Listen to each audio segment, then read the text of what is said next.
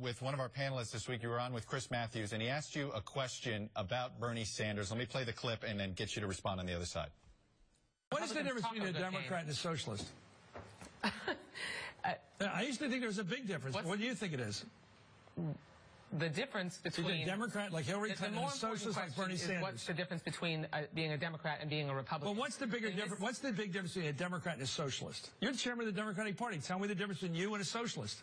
The relevant debate that we'll be having over the course of this campaign is what's the difference between a Democrat and a Republican? I think there's...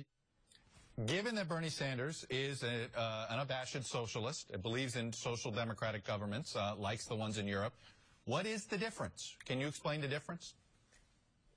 You know, Chuck, it's always fun to be interviewed by Chris Matthews, and I know that he enjoys that banter. The important distinction that I think we're going to be discussing, I'm confident we'll be discussing in this campaign, is the difference between Democrats and Republicans. The difference between Democrats and Republicans is that Democrats want to make sure that people have an opportunity to climb the ladders of success and reach the middle class, have a good education, have a secure retirement. Look at the Republican field. What they stand for is the extremism that you've seen on full display over the last few weeks, which is why Donald Trump is their front runner.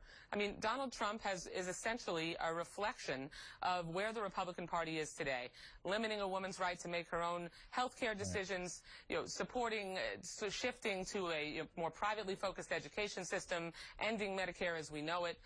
That's the important and relevant contrast as we go through the next 18 months of this presidential